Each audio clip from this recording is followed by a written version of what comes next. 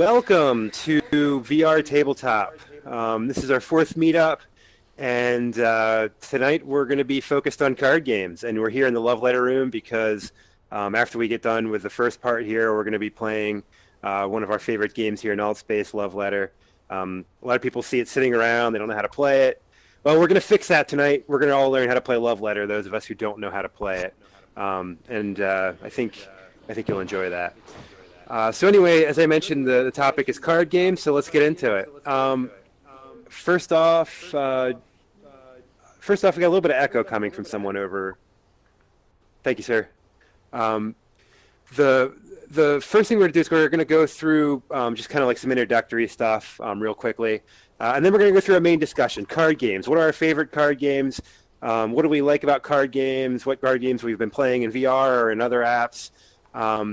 And then we're going to get into Love Letter, as I mentioned, and we'll do a full playthrough. And if we have more interest than we can fit in here, which right now seems a little unlikely, we'll then go ahead and break in some other rooms.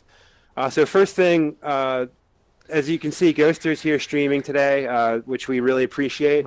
And this is going to YouTube, so just be careful what you say because everything you're saying is potentially going to be viewed by whoever is on YouTube. Keep yourself muted when you're not talking, man. You're echoing through. And if you want to go check up on maybe the previous episode that we have up there already, and maybe see a replay of this, it'll be available there for you. Also, I just highly recommend going to check out the Hive VR channel on YouTube because there's a lot of great content there that's available free to view. Both the flagship show, The Hive, which Vivian hosts, which is kind of like a general interest show, and a bunch of other really great programs that highlight books and reading and writing, Keep yourself muted, please. and some other talk shows. Okay. So let's move to the next slide here. So I'm not going to talk too much about what my concept is. I've been hitting this every week. But anyway, the whole idea is I want this to become a game group for people in VR.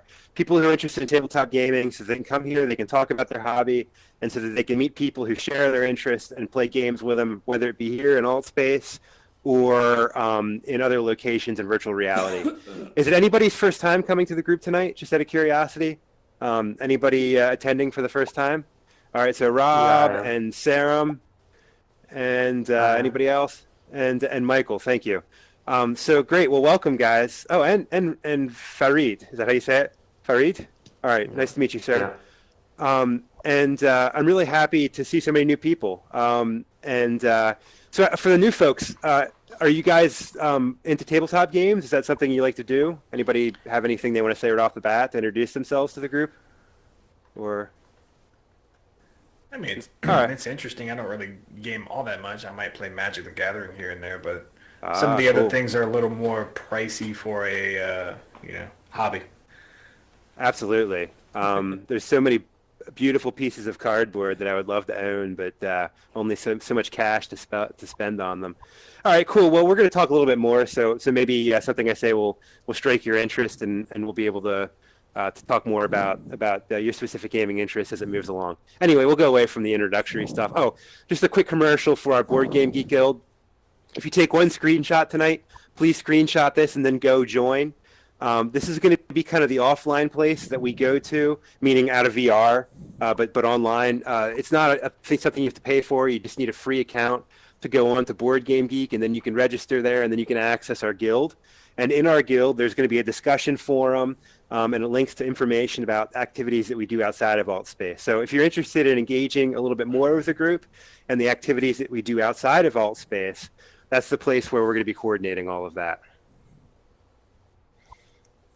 All right, so the first thing we're going to talk about tonight real quick, and there was quite a bit of interest. So this meetup switches back and forth between 6 o'clock and 9 o'clock, and I'm doing that so that we can pull in people from different time zones. But the 9 o'clock group who met last week is starting to get more serious about Tabletop Simulator, and we've had a couple additional people buy it. Some of us here already have it. I have it. John has it. I mean, John's a vet of Tabletop Simulator. I'm kind of a new player. But what it is, it's a place that you can play tabletop games online. And the really cool thing about it is it's VR, but it's also 2D in Steam, and the requirements for 2D are actually pretty low.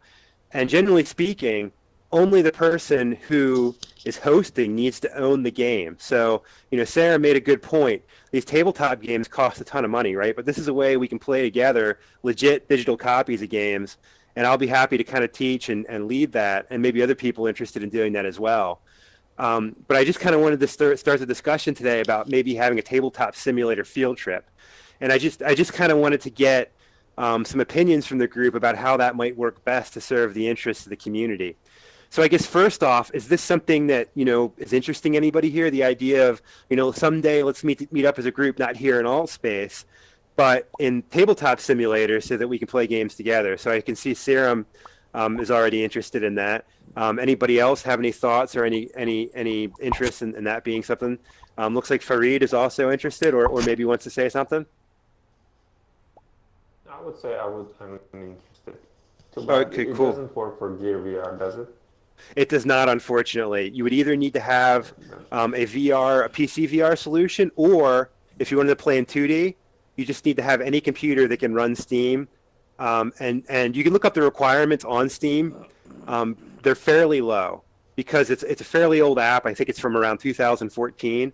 And while it was pretty cutting edge back then, the requirements are pretty humble by today's standards. It's mostly just a Unity sandbox, so at best it can load too many items in and it will run your CPU a bit too much, but that's something that can be controlled. It runs on integrated graphics, even on Windows XP Service Pack 2, so it's pretty lightweight all the way around. Yeah.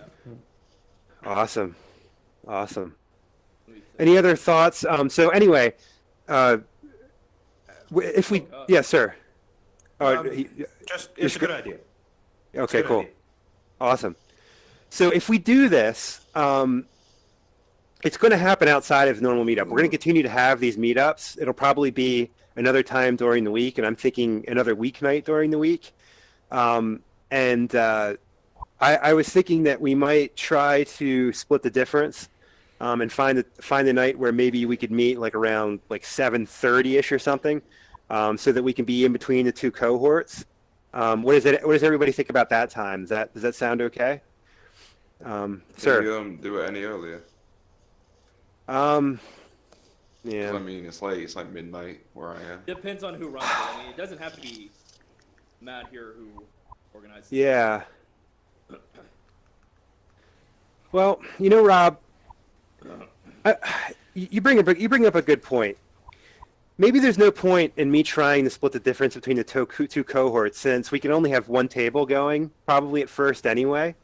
So what if we have the Europeans, we have the European side, and then we have the North American side do it another time? Even if I have to do a bit of legwork to set up the first few sessions, I'm sure we'll find people after time who can lead them, right? Besides me. So I like the idea of keeping the two cohorts separate. That's a great idea, Rob. All right, cool.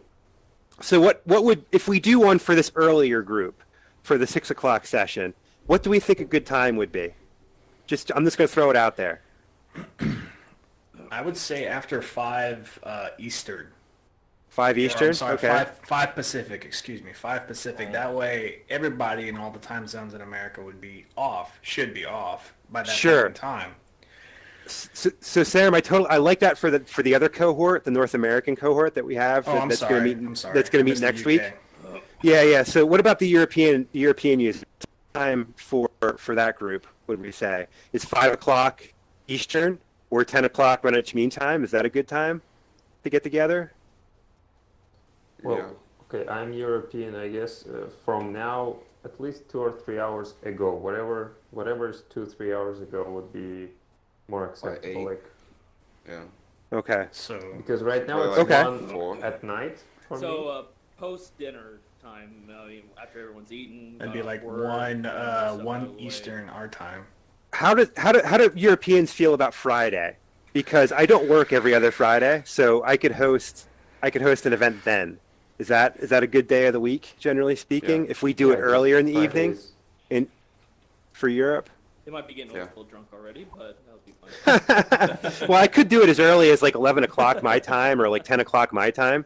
So it'd be like, the afternoon or the early evening in Europe. So you can have your first beer while you're playing board games in VR or whatnot. But all right, well, anyway, so we'll why don't I do some thinking, and I'm going to make a rule to participate in the tabletop simulator sessions. You've got to be signed up for the BGG Guild because it's a free thing, and I'm going to coordinate everything through there.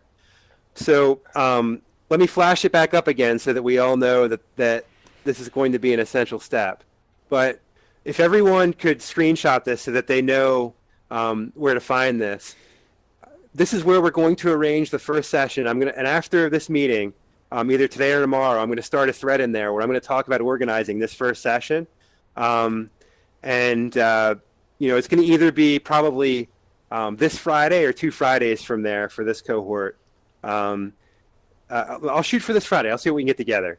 And maybe something in my mid-afternoon, something in the early evening for Europe.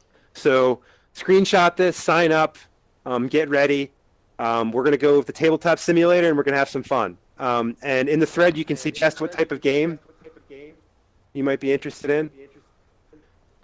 Future, could you mute? You're echoing through. Is that good? All right, thank you, sir. All right. Anything else about tabletop simulator? I'm excited. It's going to be a fun experiment. We're gonna have a lot of fun. Would we like to organize maybe the first one, just kind of go in and goof around on it rather than dedicating it to any specific game? That way people can familiarize themselves with controls. So my thought, John, was, and you can tell me what you think of this idea. Wow. Future, I need you to mute. Keep muted.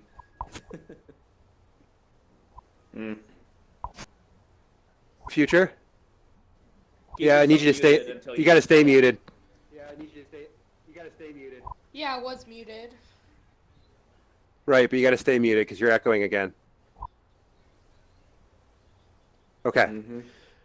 So, John, that's a good point. I think that what I was planning on doing was to exactly what you're saying, control familiarization, and I was going to pick a really dead simple game for the first time. Something that can play, a variable number of players, and something that can also help with that control familiarization. So that was my plan. Texas Hold'em. And we'll see how that works out. Maybe we'll be able to advance on from that, but that's where I was going to start, just to get everybody up to speed. Gotcha. Okay. So tabletop simulator. Now we're going to go into the card thing, which is kind of the main discussion for this week. So the first few meetups, I've been going through what I've been calling the pillars of tabletop gaming. So what I consider to be the most important classes of games, broadly categorized. And this is totally my version of all of this. So maybe you have different ideas. I'd love to hear it. Last week I had my first heckler. I loved it. No, I'm just joking. He wasn't heckling me too much, but he definitely had some different ideas, and that's great. So I want to hear him. The second one we're going to talk about, so we talked about board games last week. This week we're going to talk about card games. So card games, believe it or not, are way newer than board games, right? So board games are ancient. The ancient Egyptians had board games, at least. They may be, even older than we realized. It's really easy to carve a bunch of things out of stone and move them around the board according to rules. And there was one major thing that kind of held up card games. Does anybody know what that is? Why card games took a little bit longer to come around? Well, you needed to be able to some print paper back or paper. Yeah. Paper is a big one, but even after you had paper, you needed something else. Wood. Ink and wood, right. Ink and wood. You needed... The Chinese figured out that if they carved a negative image in a piece of wood and put ink on it, they could stamp it on something, and they invented the first printing processes. And it was that innovation that created the first playing cards. This is actually newer than the truly first. This is like a 15th century playing card, but they have found evidence of playing cards from the 900s and even the late 800s, which seems pretty old, but it's not quite as old as the board game. And from the beginning, there was pretty clearly this notion of suits and values, and a lot of the things that we know and take for granted today were there.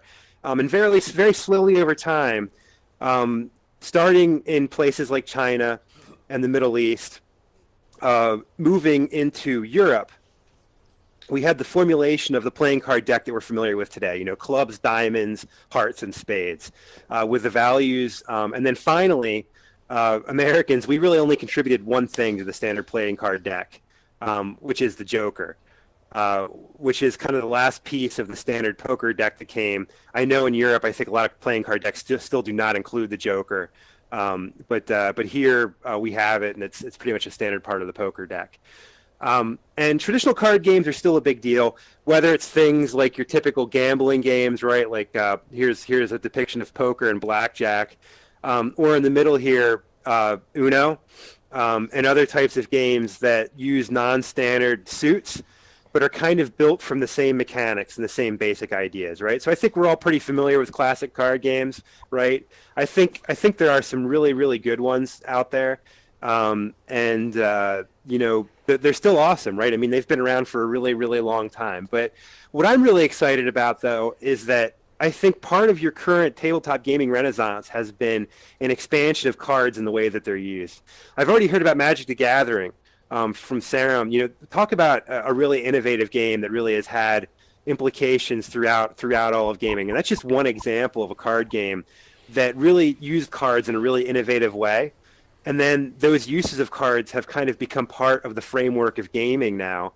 And those card-based mechanics have now become a part of board games and other types of games. So, when we talk about today's card game situation, we've got things like Magic, what are called collectible card games, which use card games to simulate things like battles between mages, or perhaps battlefield-type battles, like in one of my recent favorites, Star Wars Destiny, which is a collectible card game that uses cards in combination with dice. So another innovation. LCGs, which are an expansion of the collectible card game model to more to a less spendy kind of business model where you don't have to buy booster pack after booster pack. And then the fact that card games have found their way, or cards have found their way into board games, like things like Baseball Highlights 2054. A really interesting thing about card games that I find is that they've been a really critical part of computer gaming from the beginning. So what I picked out here is what are called Petsky characters. Does anybody know what Petsky is? Anybody? So Petsky is the character set for one of the very earliest home computers that we would recognize as being a home computer, the Commodore PET from 1977. Petsky is a rudimentary character set, and from the beginning, characters that they included were the suits for cards, because they realized that people were going to want to make card games for their microcomputer. They just knew that right off the bat. And in fact, card suits are a part of pretty much every character set, including Unicode, which we have today. So they're still available through there.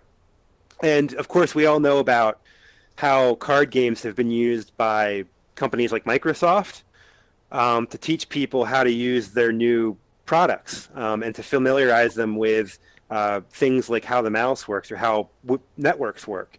We're taught through card games. So, it's a really big part of the gaming framework and really important. So I'm just going to run through my list. So this is a list of what I think are my top 3 card games. And this is a combination of two things. It's kind of a weird list. It's a combination of games that I like combined with games that I think are really, really important to development. And the first one I picked is actually a game that I think is most important digitally, that has had huge influence in physical games as a result of that, and that's Hearts. Who here has played Microsoft Hearts, right? I've played, I don't know how many games of Microsoft Hearts I've played in my life, probably thousands at this point, right? I mean, it's kind of an amazing game. It's just the kind of thing that you just want to play over and over again. I think that, so today, in modern board gaming and modern card gaming, there's an explosion of what are called trick-taking games. So trick-taking games are games like Hearts or like Bridge is probably the most famous and well-developed trick-taking game. The idea of where every player plays a single card into what's called a trick, and there's some condition upon which your card or one of your opponent's cards becomes the card that wins or takes that trick. And sometimes you want to win a trick, and sometimes you don't. And Hearts is an interesting example of a card game where, generally speaking, you don't want to take tricks. Or there's definite tricks where you don't want to take them, right? You don't want those hearts getting in there. You definitely don't want the Black Lady to get into your deck. So, take all of them. Or if you shoot the moon, right? Which is actually not always a rule in Hearts, but I think it's no fun unless you have it in there. And I think that's one of the reasons this game is so awesome is there's so many variants to it that make it almost like infinite. And I remember Microsoft Hearts, after that happened, people were playing Hearts in the real world all the time. And I think that this is a large part of the reason we have games like Diamonds and other really awesome trick-taking game designs today in modern board gaming. It's because of our friends like Clippy, who brought us Microsoft Hearts. I'm being a little facetious here, but I do think that it's another interesting example of how digital games fed into physical games later. My second one is a German game called Bonanza, which is actually a card-based Euro game. So if you remember last week, we talked about Euro games, which are German or European-style family games. And this is by one of the greatest designers of Euro games, Uwe Rosenberg. And this is one of his early designs, and it's really silly. It's about like trying to be the best bean farmer by planting these kind of like cartoon beans. And I think that sometimes can turn people off, but the thing that I love about Bonanza is it completely turned basic card game process and procedures on its head. So in Bonanza, when you receive a card, you have to put it on the back of your hand, and you can never move it. And you can only play the card that's on the top of your hand at any given time. So all of a sudden, you've got like the stack that you're trying to process, right? And the only way that you can deal with that stack is either by playing it legally into your tableau or by trading it with one of your opponents. And it takes on this awesome like wheeling and dealing around the table. Some people call it cosmic beans because of the analogy they make the cosmic encounter, where the game is based around nonstop negotiation and deal making. And I absolutely love it. The last one I was going to bring up is a game. Who here has played Dominion? Has anybody played Dominion? Interesting. So Dominion is a landmark design. Probably, if you were to make a list of the 10 most important board or card games of the last, let's see, how old is Dominion now? It's exactly 10 years old. It would still make that list, I think. It invented a mechanic called deck building, which borrowed from the concept of games like Magic the Gathering or other collectible card games, whereby before you play Magic, you have to choose the cards you want to play from your collection, right? And you put that together, and you take that into your match and you use them. Dominion added the innovation that you construct your deck during the game. So based upon the play of the game, you take new cards into your deck and kind of build the deck and refine the deck and use the deck as the game progresses. A truly incredibly innovative mechanic that's been stole by hundreds of games at this point. It's hard to really convey how important that one design decision that Donald Vaccarino made has been to modern gaming. The only thing I think that is really, there's two big problems with Dominion, though. The first problem is it has a really rigid, old-fashioned feeling rule set. So it's very procedural. You have to do everything in the same order. There's all these little picky rules, and it feels a little old as a result of that. The second issue with Dominion is it's extremely experience-based. I've taken all my Dominion cards into work, and it's ridiculous. There's 10 expansions at this point, so there's like, I don't know, there's like 300 different like sets of cards you can play with at this point. And it's such a large set of setup variation that no one's ever going to play through all these things. But I stopped playing with my game group at work like maybe 2 months ago, and they've since developed so much expertise with the cards and the metagame at this point. I don't feel like I'm ever going to catch up. And that's like how this game works. It's one of those experience-based games where you really need to keep up with it, just like Magic, and understand how its inner workings work and how to excel at it, or you're going to fall behind. So anyway, these are my choices. Like I said, it's kind of like a combination of games I really like combined with games that I think are really, really important. But I'm not going to expect you guys to kind of combine those two concepts. I'll ask the two questions singly. So what are your favorite games, guys? What are your favorite card games? Who wants to talk about a game? All right. I saw you there first. You'll have to say your name there, sir. I can't quite see it. It's Petri. Hey, Petri. How you doing? Good. Yeah, my favorite card game would have to be, I'd say Uno. Uno is probably my favorite card game. Nice. A classic. I've certainly played many games of Uno in my life, and I've gotten very angry at many siblings while playing those games of Uno. Just John, and then we'll go to Sarah. I would say my favorite, currently at least, is Pathfinder Adventure card game. For a simple fact, it combines the RPG element along with the deck building element, like you just mentioned with a minion. Someday I will play that game physically with people around the table, and not an app form. Yes, there is a digital version of it. I think it's free. The base game is free on phone, but Steam has it. You can buy the whole adventure together for about, what, $30? I think Something like that, yeah. Yeah. Expansion great for the value. Goblins is $40. Yeah, it's a pretty good game. I would highly suggest it to people interested. Unfortunately, no multiplayer. Yeah. So Sarum and then Julian. Sarum first. Yeah, John pretty much knocked it out the park. I was going to say the same thing. Oh, okay. Yeah, it's a great game, for sure. You know, there's not a legit tabletop simulator version of it. I think so. Maybe sometime though we should try to play it in app there form. Used to be. It did appear a couple times on Tabletop Simulator, but since they released the PC version on Steam, it has since probably most likely been DMCA to be taken off Right. there. But it's with as many cards as required for it, though, it was incredibly clunky to try playing on Tabletop Simulator. That's true. You need scripting for a game like that. Yeah. Julian, you're up, sir. All right. This is really like my favorite card game, like when I was a kid, but I don't mind like getting back into it since like I'm like way older now. I was thinking it's like a train card game. It's Yu-Gi-Oh or something like that. Cool. Oh, Yu-Gi-Oh!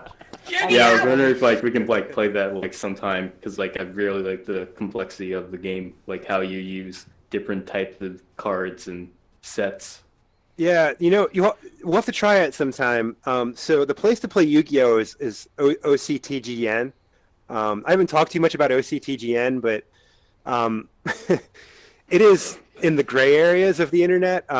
It's a place where collectible and living card games are played, but they're not officially sponsored, but they're also not necessarily getting nuked by the manufacturers. But yeah, so there is a place where you can play that online, but it's definitely not supported by the manufacturer of Yu-Gi-Oh. But Yu-Gi-Oh is really has an amazing support. You know, the store that I hang out at always has people playing that. Yeah, it's a big one. Cool. Any other thoughts? Anybody else got a game they would like to talk about? Card game. Going once. Oh, Well, I would like to mention then that there's anyone who has played Magic the Gathering might be interested in this. There is going to be a new app for it that's going to be replacing Magic Online. There'll be a more updated version for it for anyone who's interested in playing that online. I don't know exactly what their monetization goal is on it yet, or if someone just wants to learn. I mean, it's an option to look into here in the future. Indeed. I don't know when it's actually out, if it's out yet, or if it's a ways off. Could not say. It's coming very soon for sure because they have really angered a lot of people recently, having abandoned their previous digital offering on some level. So, Wizards of the Coast did not make any friends there. Okay, last call on this question before we go to the next one. All right. So we kind of started talking in this direction a little bit. I'm going to start this one off, and we'll see if anybody else has any other thoughts on this as far as board game or card game apps go. So the one that I love is called Star Realms. It's an iOS Android app for a deck building game that was created by actually two master Magic players.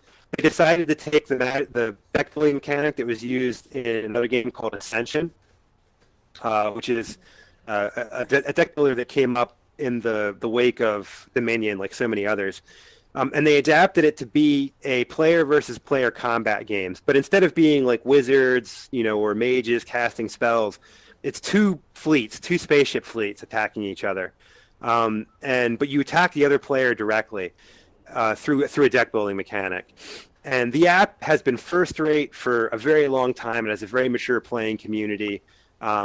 Me and my partner, who I game with all the time, we've played I don't know how many games of this, and other friends that I have. It's just so much fun, and it's such a pretty well designed app, and I can't recommend it enough.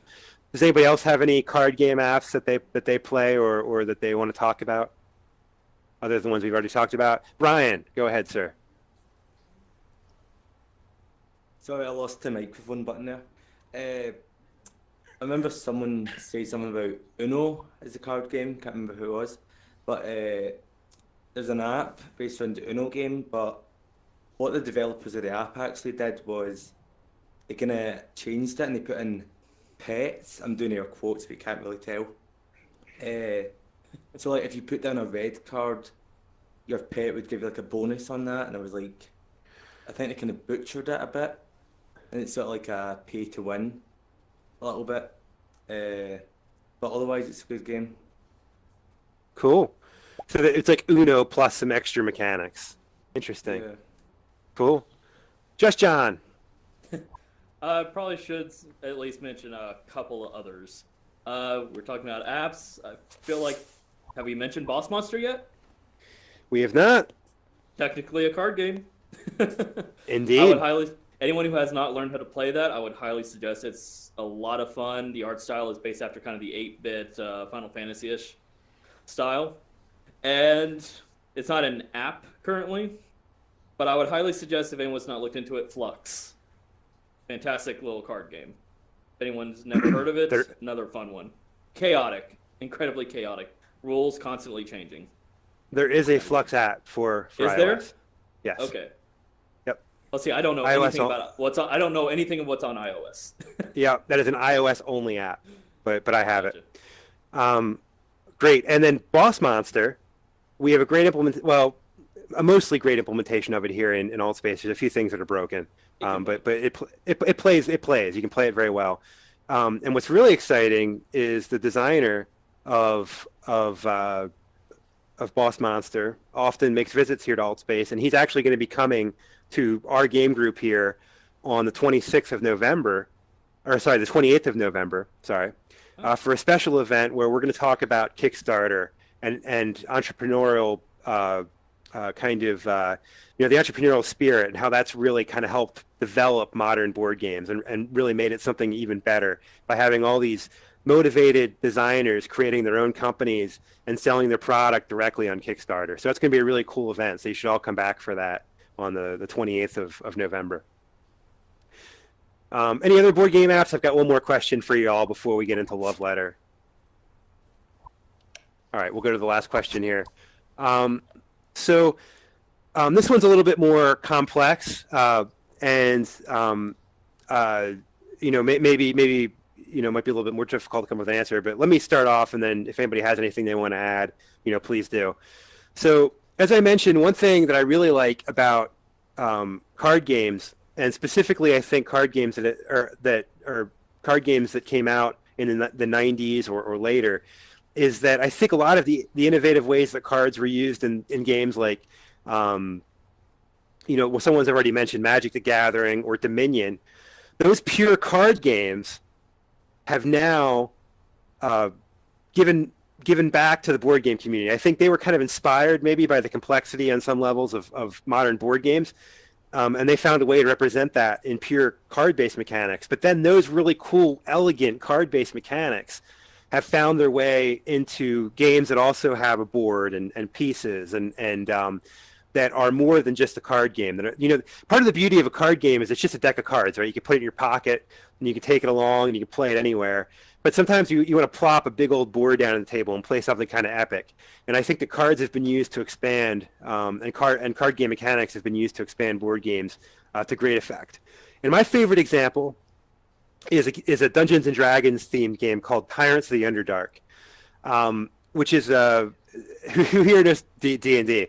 We have any D&D fans here? Yeah, we definitely got quite a few. So we all know the Drow, right? They're kind of a bunch of assholes that just go around underground killing each other and causing problems, right? So the game, the Tyrants of the Underdark, is you've got these different colonies of Drow who are trying to compete for the Underdark, and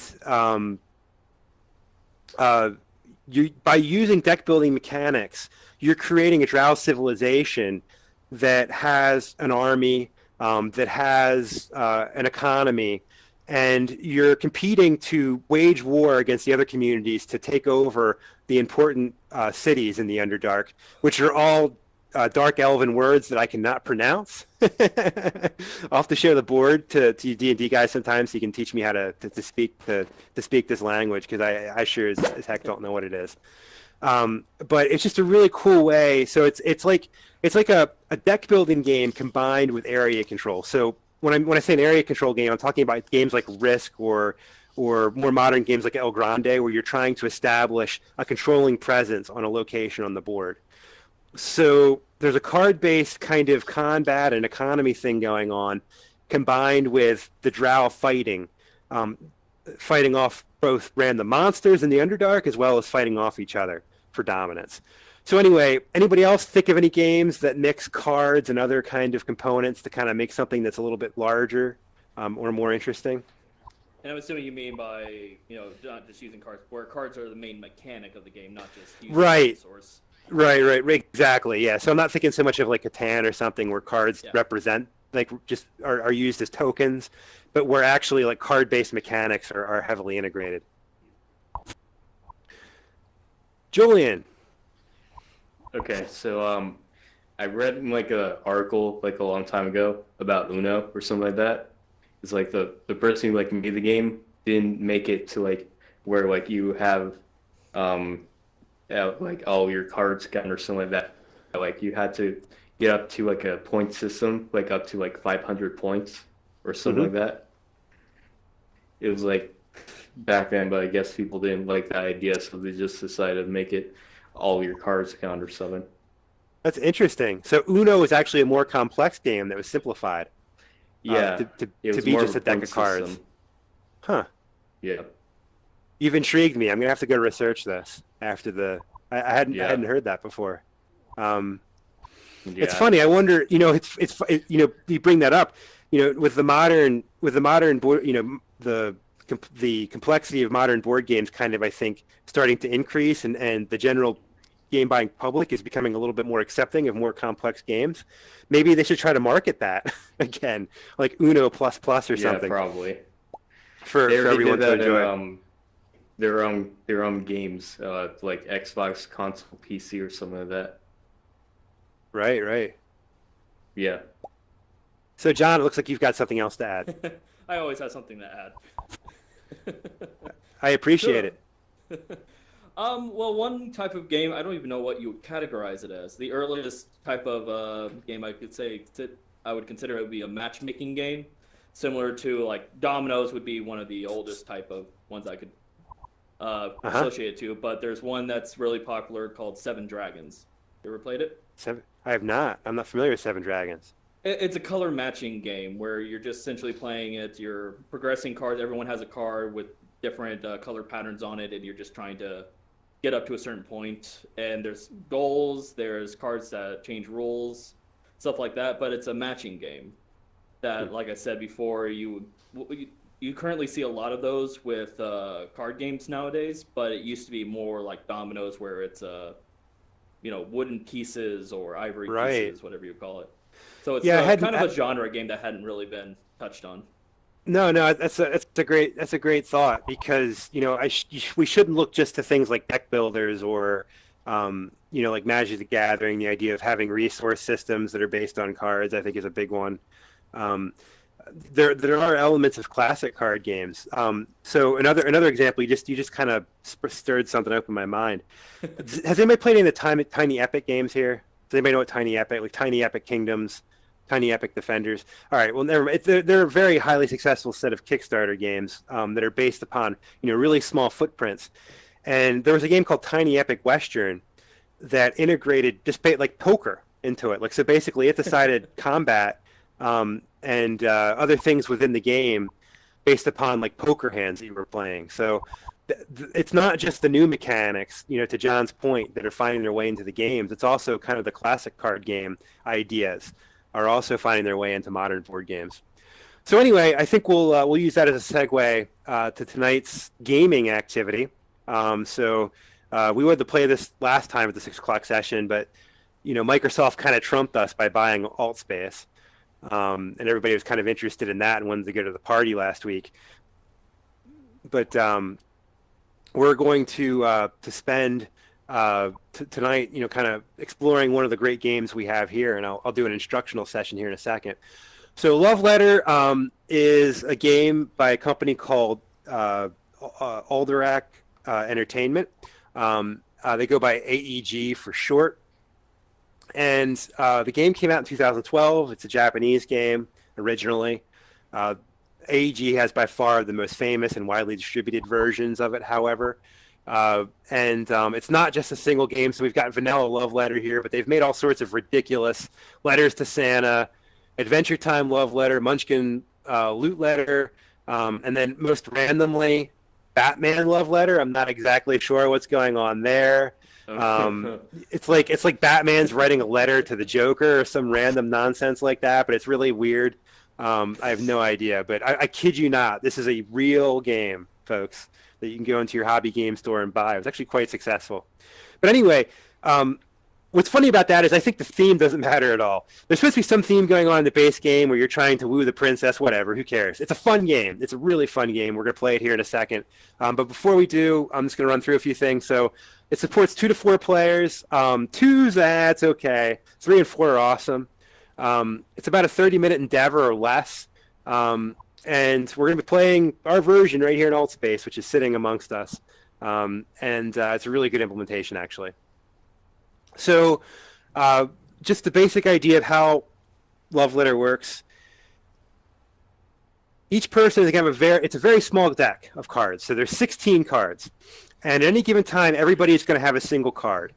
And at the end of the game, at the end of the round, you want one of 2 things to happen. Either one, you end the game, or the round, with the highest card in your hand. So the cards have numbers on them from 1 to 8. You want to be left with the highest number. Alternatively, you want to try to eliminate all of the other players from the round. If you're the last player standing, you also win that round. The interesting thing is the cards do 2 different things. Not only do you want to try to keep the high-numbered cards in your hand, when you play a card into your tableau in front of you, it's going to give you a one-time use ability. So the guard, the most common one. So here, this shows you their name, how many points they're worth, and the number of copies of them there are in the deck. So this is, you add this up, it's 16. The guard, which is the most common, allows you to guess a card in another player's hand. And if you guess correctly, they're out of the round, right? Simple idea. A priest lets you look at someone else's hand. A baron lets you compare your hand with another player, so you both get to look at both cards you have. And if you have the higher card, they're out. If you have the lower card, you're out.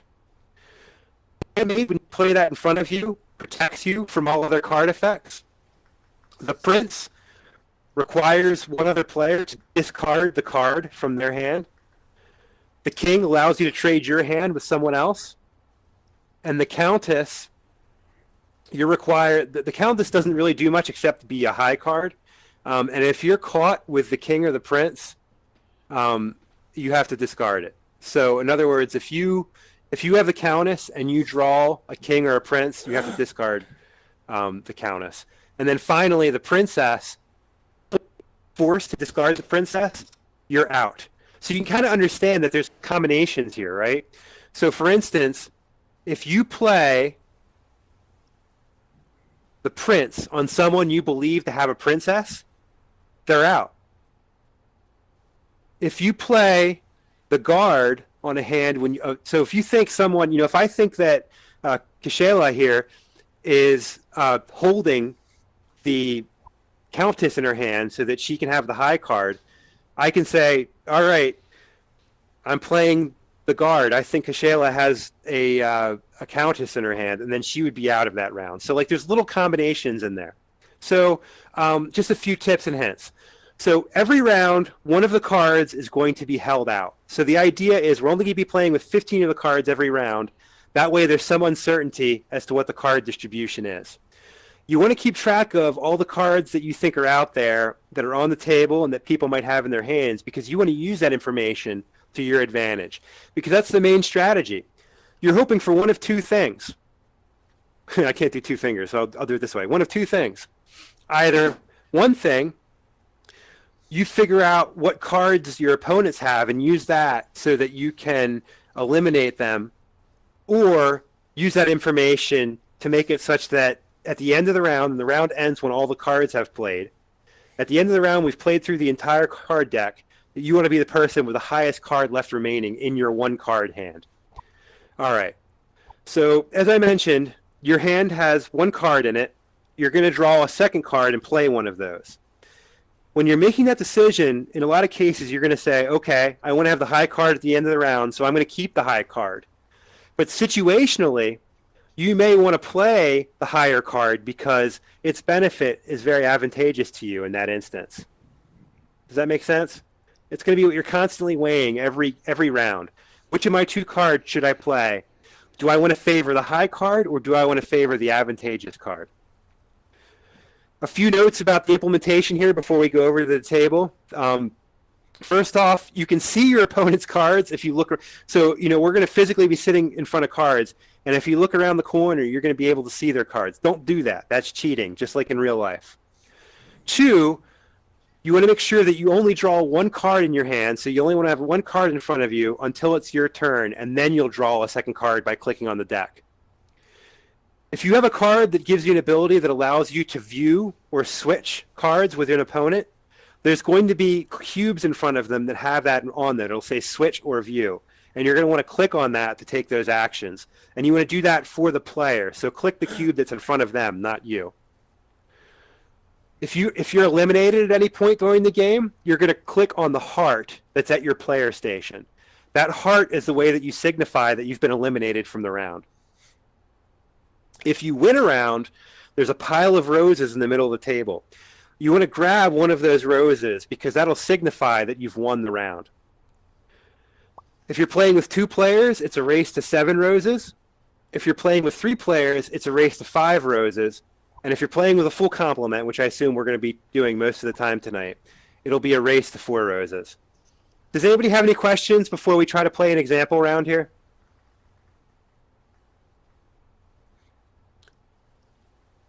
All right. So let's move on over here. And amazingly, the table looks like it's in the right state, but okay. All right, so who's in? Could the players who've clicked? All right, Kashela, Just John, and who's our 4th player? Ryan. All right, great. All right, so everybody click a card here, and just take one, please.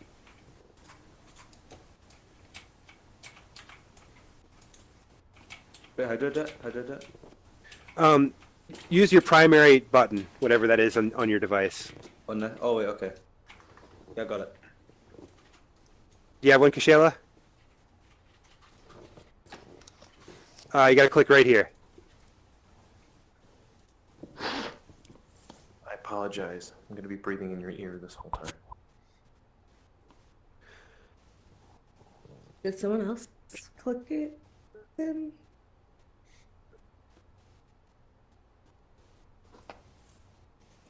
can't. It won't let me pick it up. Interesting. Anybody? No?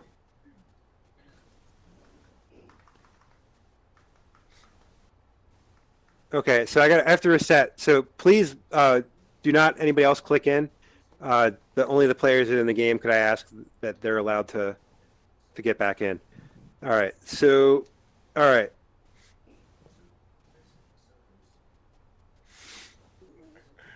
Okay, now we can draw a card. Awesome. All right, so we're in. I'll go first, just so that we can all kind of see the basic idea of how a turn works. All right, so I'm going to draw a card here, and I'm going to explain everything I have in my hand. I'm not going to expect the other players to do that.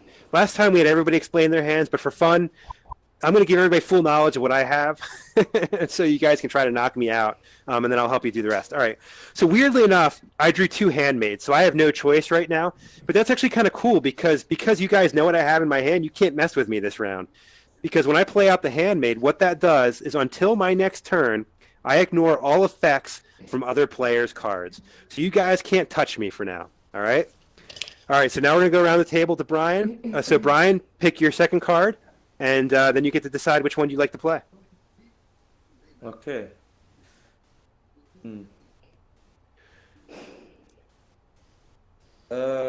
Okay. I'm going to play my guard. Okay. Name a non-guard card and choose a player. That player has that card. He or she is out of the round. Okay, so I have to guess someone's card. Yes, So sir. I have to. So, as an example, if I said John has whatever card and I was right. Okay. Yep. I think. And I brought the I think- and just so you know, Brian, I brought the card names back up over there so you can reference them. They're on the screen over there. Okay. Okay. Well, I think John has a Baron. My nipple's getting hard here, Tom. Sorry.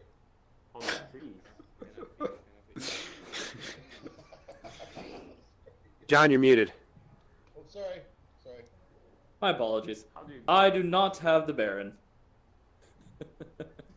Womp, womp. So nothing happens. All right, Kashayla, draw a card, please, ma'am.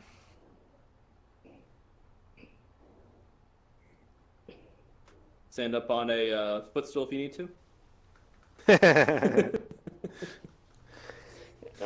All right, so.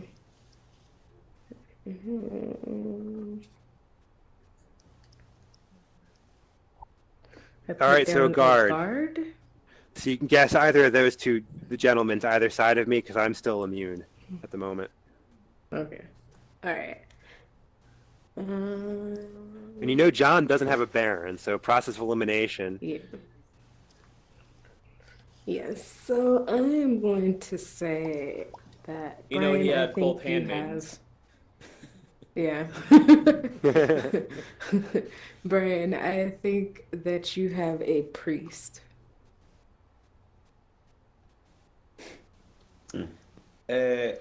I do not have a priest.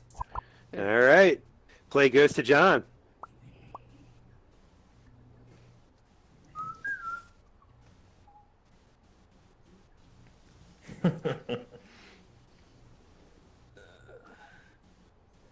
Another guard.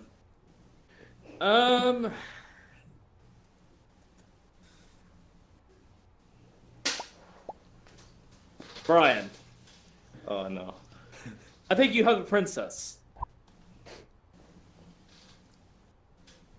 I do have a don't? princess. Oh. All right, sir. I need you to click on your heart there. Nope, I'm not.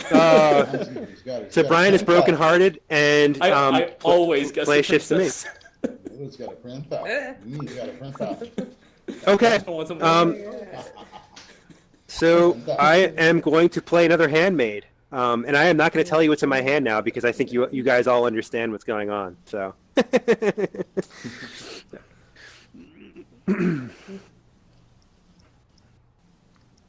Actually, I'll tell you. I've got a countess. I don't want to be a jerk about it. So I've got the countess. But you can't do anything because I still have a hand made up there.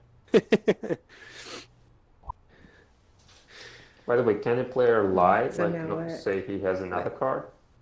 You cannot lie. You have to tell the truth. But how do you know if he lied or not, basically? Do Oh you my Well- God. check or... You shouldn't. You shouldn't lie because it breaks the game. It's no fun if you lie.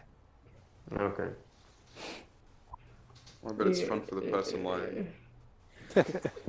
Except that no one will ever play with him So- again because it's very easy to catch a liar in this game. I mean, these are very short games for the most Yeah. part. And I mean, you go through so many. After the first time you do that, no one's playing with you again. So I put down another card.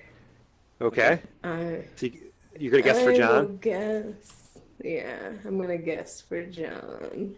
Of course you will. I'm the only person you can do it with. Okay. Do you have a king? No. Okay, fine. All right, John. Your turn, sir.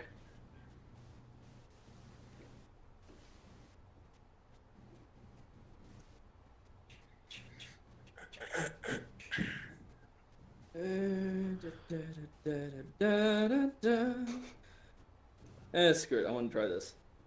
I'm playing a Baron. Kushela, me and you are going to compare our hands. So you view my hand, I view yours, and whoever has the lowest value is out this round. Okay. So you'll see Alright. beside it the purple thing says view hand. Mm-hmm. You got to be kidding me. John offed himself. No, no, they're the same card. We both have. Oh, the, okay. We both have the prince. Oh, okay. Okay. That's even better. So you're What both happens in, in but this case? you're both Just still in in? the game. Yeah. Okay. Nobody's eliminated, and they just go away. Yeah. I don't know. Okay. What do I do? I don't know what I'm doing. No, we still keep our cards. We just compared. We didn't discard Yep. anything. Oh, okay. So I hope I get a guard because I'm going to be able to Yeah. eliminate. Just saying, if she gets because we played that round, if she were to get a guard because it won't come back around to me, she knows exactly what I have. So it is a risk. Okay.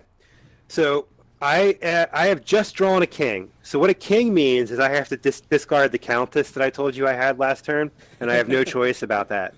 Now I don't have to share that information, but that's why I'm discarding the countess. But I do have to follow the rule and go ahead and do that. But I'm telling you just for instructional purposes. So I'm discarding the countess Wait. because I was required to by the rules. Yep. Wait, what? Why do you have to discard the countess? I'm sorry. Because the countess, the second you draw the king or the prince, you have to discard the countess. Because the king or prince is okay. caught fraternizing with the countess, so. All right. Well, if you don't have the countess. But of course, if Excuse we me, see sir. him Thank you. discard a 7, Sloan said that here shows we on kind of can 11. assume that the No reason he mistake. did that. Oh, Account.lbr.com. Unless you're trying to confuse us. Which has Right. happened. Exactly. So it could be a risk play, but most people wouldn't discard it unless you have a king. All right. So we'll just What wait if for you didn't have the Kashayla. countess?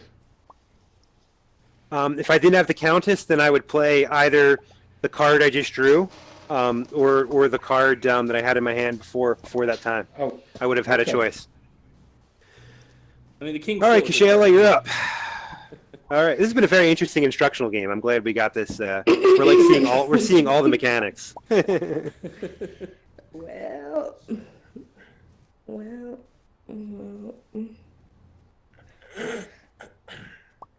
Another card. You know what both of us so- have? Which one do you want to take out?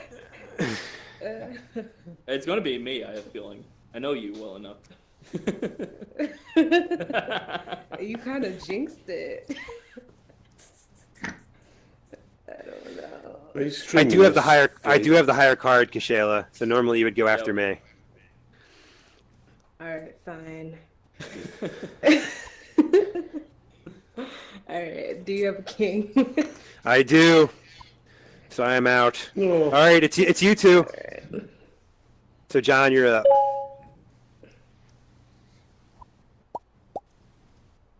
Johnny Blade, what's up?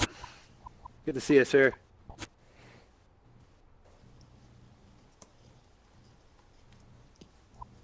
I'm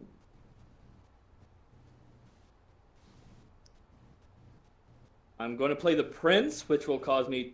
I'm choosing myself to discard my hand. And draw a new card. Alright, here we go. Oh, wait. So what happens when we're out of The cards? game is over. I could see your name. I could see your card speech, John.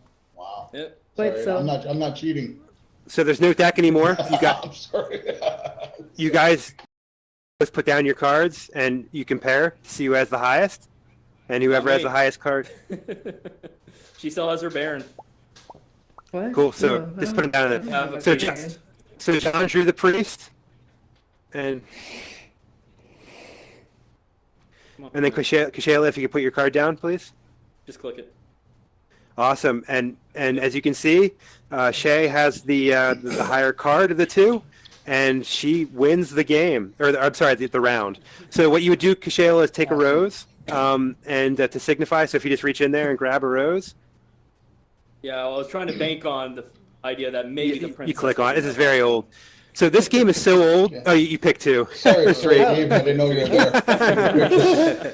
So this game is so old, it dates back to before anybody in Altspace had hands. That's how old this game is. So there is no grabbing on to things and stuff. So, but anyway, it's still a very good implementation for the age. Wouldn't you agree? So anyway, I'm going to reset the game here and back away. And if 4 players want to go here, I'm actually going to offer to go start another room somewhere, an activity room.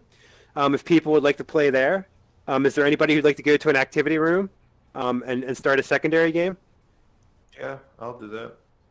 Okay, cool. So, yep, Probably going to head off. Have a good one. sure. So anyway, as Ghoster rightly pointed out, YouTube is still with us. So thank you for anybody watching this on YouTube, and thank you for everybody coming out today. I really appreciate all the support for VR Tabletop Club. And don't forget to go to the Hive in the Hive VR on YouTube. Don't forget to join our BGG guild, and don't forget about all the Hive events here throughout the week. Book club on Wednesday nights, the Hive, the flagship event on Thursdays, and on requirements. and on Saturday the dance party and karaoke party. So that's like my favorite because I don't have to do anything. But anyway, thanks again, and look forward to seeing everybody here next week at 9 or the week after that at 6. All right, good night, and have fun gaming.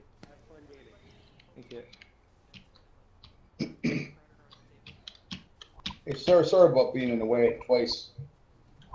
Yeah, okay. Okay. Yay, board sorry. games, and yay, Okay, Ghoster. over Thanks for streaming, buddy. Hello. Thank you. Awesome.